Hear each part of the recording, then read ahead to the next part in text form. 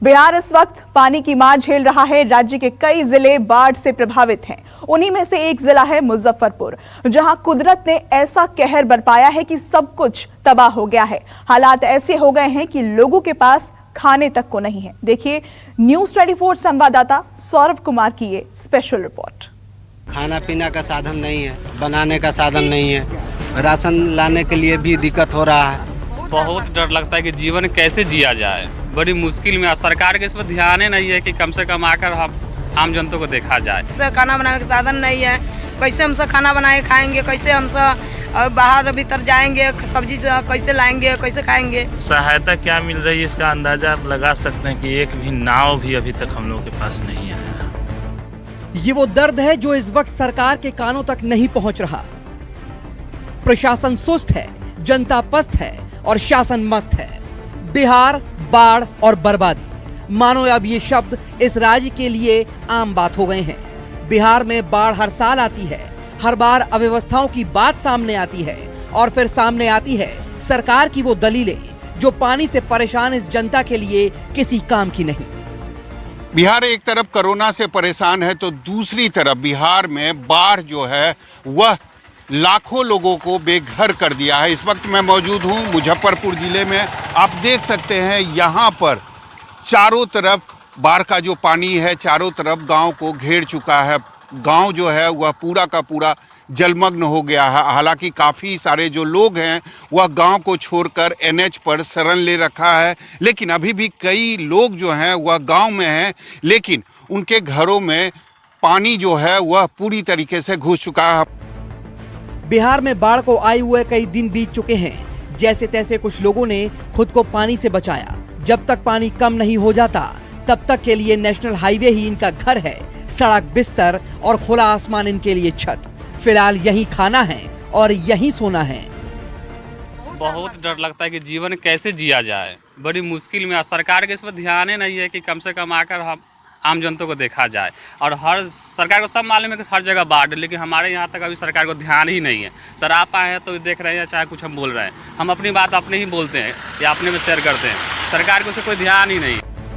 मुजफ्फरपुर जिले में पानी की मनमानी का आलम यह है कि जहां भी नजर डालोगे सिर्फ पानी की तबाही के निशान ही दिखेंगे। इससे पहले जो दिखा वो तो सिर्फ बर्बादी का ट्रेलर था। अब जरा ये भी देख लीजिए, ये है यहाँ का कोविड अस्पताल जो पानी में पूरी तरह से डूब चुका है।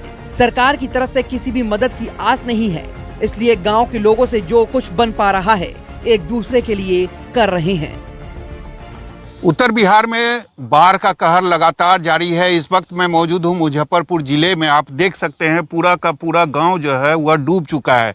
यहां पर हम आपको दूसरी तरफ दिखाना चाहेंगे, यह कोविड का अस्पताल है। यहां अभी भी कई मरीज हैं और चारों तरफ अस्पताल के चारों तरफ आप देख सकते हैं पूरा का पूरा केवल और केवल पानी दिखाई दे रहा है। यानी जहां तक आपकी नजरें जा रही है चारों तरफ केवल पानी दिखाई दे रही है। इस पानी में सबसे ज्यादा परेशानी लोगों के सामने है खाने और पीने का। मुजफ्फरपुर में कुर्नी पंचायत में करीब 10 गांव आते हैं जो पूरी तरह से डूब गए हैं। यहाँ बाढ़ आए हुए करीब 10 दिन से ज्यादा हो गए हैं। 5 से 6 हजार लोग अभी भी गांव के अंदर पानी के बीच फंसे हैं। बाकी लोग यहां से पलायन कर चुके हैं। हालात ये हैं कि रूखा सूखा खाकर ही लोग गुजर बसर कर रहे हैं। ये लोग आप लोगों को कोई सरकारी सहायता मिल रही है या सबसे मतलब खुद से मैनेज कर रहे हैं? सहायता क्या मिल रही है इसका अंदाजा आप लगा सकते हैं कि एक भी नाव भी अभी तक हम लोग के पास नहीं आया, उपलब्ध नहीं है। कोई सहायता उपलब्ध नहीं है। और ऊपर से ये कोरोना था, महामारी था, बेरोजगारी अलग से हो गई थी। ये सब सुनने और देखने के बाद इतना तो तय है कि बिहार में लोग बाढ़ और कोरोना से कम बल्कि सरकार की सुस्त नीतियों से ज्यादा परेशान हैं। अपनी बात हम खुद कहते हैं, यानी अपना जो दर्द है वह हम खुद बयान करते हैं, लेकिन सरकार को इससे कोई मतलब नहीं है। सरकार को पता है कि बाढ़ आती है, 8 जिले जो हैं वह काफ़ी ज़्यादा प्रभावित होते हैं। इसके बाद भी सरकार की कोई व्यवस्था नहीं है और अब लगता है यह 8 जिलों में जो लोग रह रहे हैं वह अपनी बाढ़ को नियति मान चुके हैं। कैमरामैन ऋषि के साथ सौरभ कुमार, मुजफ्फरपुर, न्यूज़ 24। सिर्फ बिहार ही नहीं बल्कि बिहार के अलावा ऐसे कई राज्य हैं जो आसमानी आफत का कहर झेल रहे हैं। कहीं कुदरत परेशानी का सबब बनी हुई है तो कहीं खुद इंसान ही अपनी परेशानी की वजह बना हुआ है। कैसे, देखिए रिपोर्ट।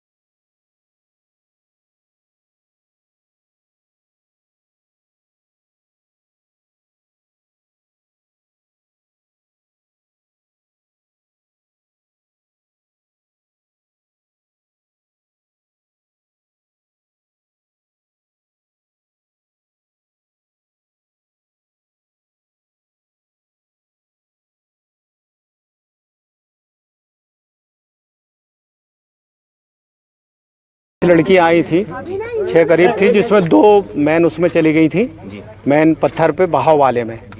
और वो अपने सेल्फी ले रही थी, उसी दौरान तेज़ बारिश पहाड़ी पे हुई होगी तो अचानक बाढ़ बढ़ गई और ज़्यादा तेज़ हो गई। तो करीब वो 1 घंटे करीब खड़ी रही हिम्मत करके। जैसे हम लोग को सूचना मिली तो हम लोग आके सभी के मदद से हम लोग ने उसको रेस्क्यू करके निकाला।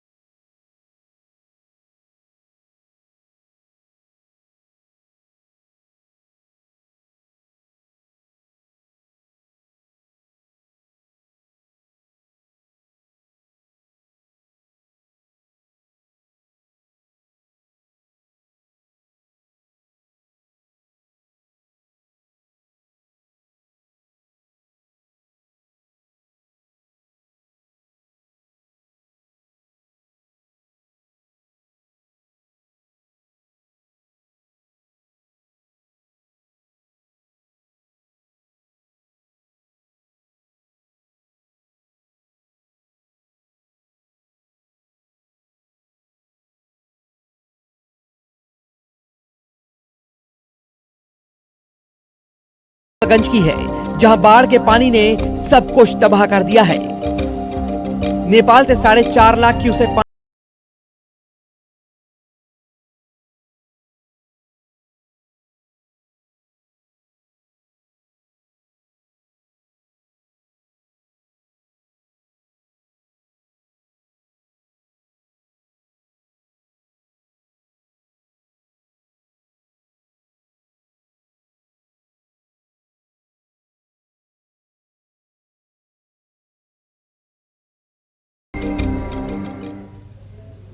तेलंगाना के विकाराबाद से भी भीषण बाढ़ की तस्वीरें सामने आई हैं। यहां भारी बारिश की वजह से नदियों में उफान है और अब नदियों का पानी गांव के अंदर घुस चुका है।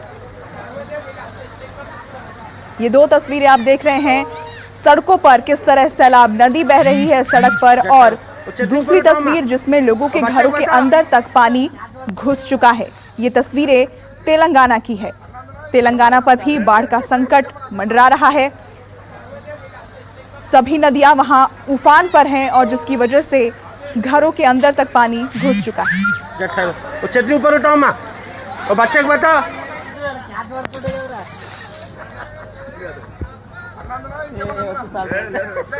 ये दो तस्वीरें देख रहे हैं आप, तेलंगाना से। ये तस्वीर तो अलग अलग राज्यों की हालत लगभग एक जैसी ही है।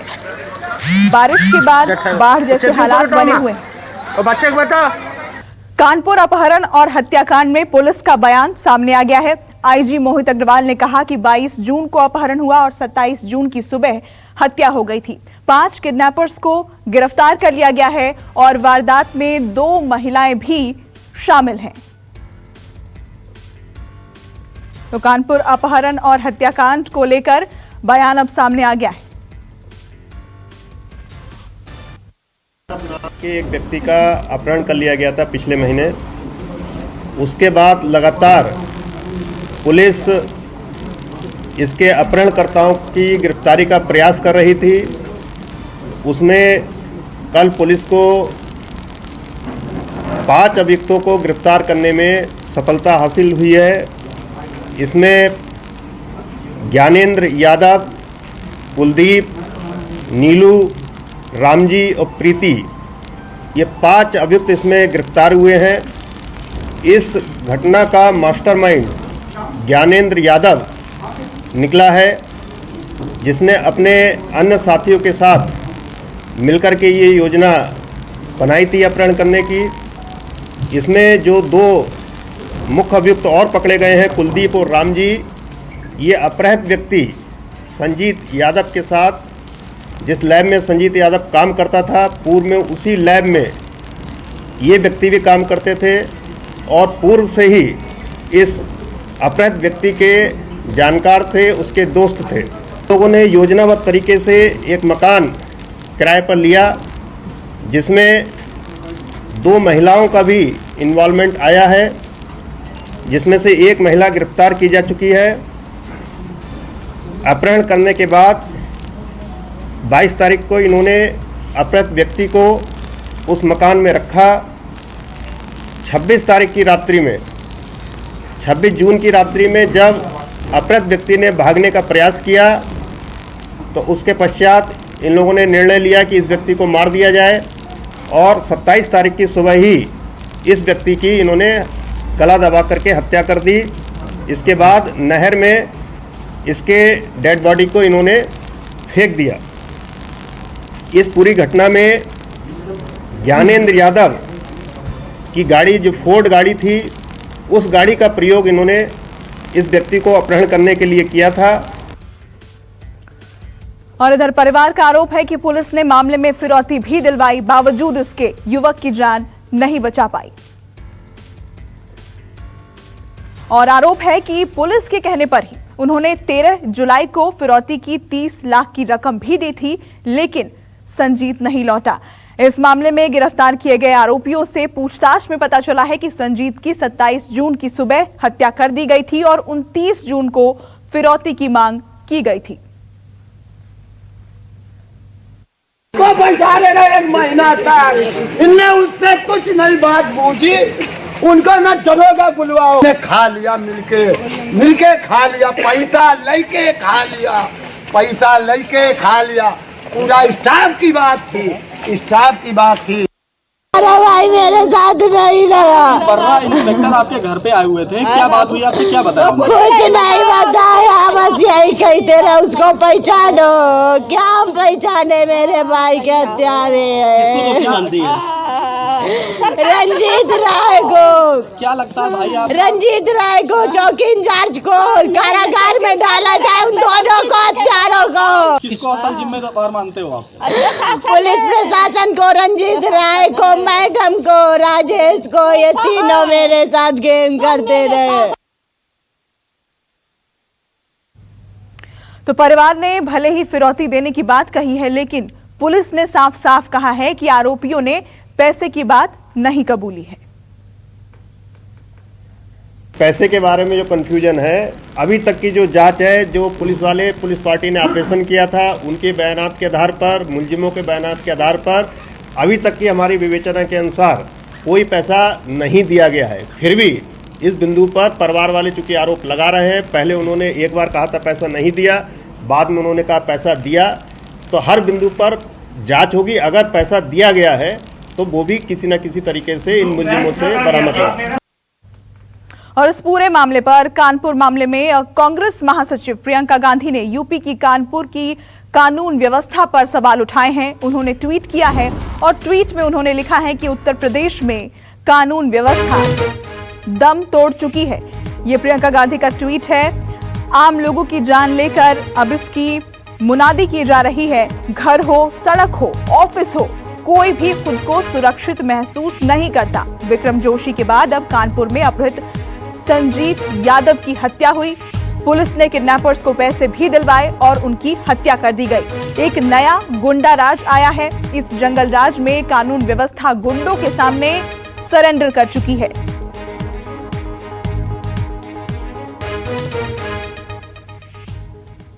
अमेरिका और चीन के बीच तनाव पर इस वक्त की बड़ी खबर आपको बताएं। चीन के सरकारी अखबार ग्लोबल टाइम्स ने अमेरिका को धमकी भरे अंदाज में लिखा है कि राष्ट्रपति चुनाव से कुछ महीने पहले इस तरह के कदम खतरनाक साबित हो सकते हैं। आपको बता दें कि कुछ दिन पहले अमेरिका ने चीन के दूतावास बंद करने का आदेश दिया था, जिसके जवाब में आज चीन ने चेंगडू में अमेरिका का दूतावास बंद करने के आदेश दिए हैं।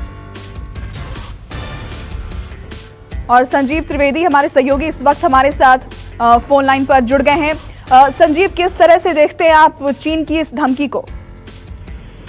इसे ये सिलसिला आगे बढ़ेगा, क्योंकि पहले ह्यूस्टन हुआ, ह्यूस्टन के बाद अब चेंगडू, और आपको यहाँ बताते चलें कि अमेरिका के 5 वाणिज्य दूतावास हैं चीन में और चीन के 6 वाणिज्य दूतावास हैं अमेरिका में। तो एक एक करके बंद करने का ये जो सिलसिला है वो चल पड़ा है। पहले ह्यूस्टन का दूतावास बंद हुआ, अब चेंगडू का बंद हो गया है। अब इसकी जवाबी कार्रवाई की जाएगी और संभव है कि इसके बाद सैन फ्रांसिस्को का जो दूतावास है, चीनी दूतावास, उसे बंद कर दिया जाए, क्योंकि वहां आप जानती हैं FBI जो कि अमेरिकी खुफिया एजेंसी है, उसका कहना है कि एक जासूस छुपा है जून के महीने से सैन फ्रांसिस्को में। तो ये सिलसिला चल निकलेगा। लेकिन चेंगडू के बारे में आपको ये बताना चाहूंगा कि चेंगडू दरअसल एक ऐसा दूतावास था जो तिब्बत के बहुत करीब था। यहाँ 200 स्टाफ हैं और तिब्बत के बहुत करीब है। तो आप ये समझिए कि तिब्बत जो अपने आप में एक बड़ा मुद्दा है अमेरिका के लिए, उसके करीब का जो दूतावास है उसे ही चीन ने बंद किया है। जी संजीव जी, बहुत शुक्रिया आपका ये तमाम जानकारी हमें देने के लिए। और फिलहाल इस बुलेटिन में इतना ही। आप देखते रहिए न्यूज़ 24। नमस्कार, मैं हूं मानक गुप्ता। अगर आपको हमारा ये वीडियो पसंद आया हो तो इसे लाइक और शेयर जरूर करें, और हाँ, हमें सब्सक्राइब और फॉलो करना ना भूलें, ताकि आप देश और दुनिया की कोई खबर मिस ना करें। तो जुड़े रहिए हमारे साथ और देखते रहिए न्यूज़ 24।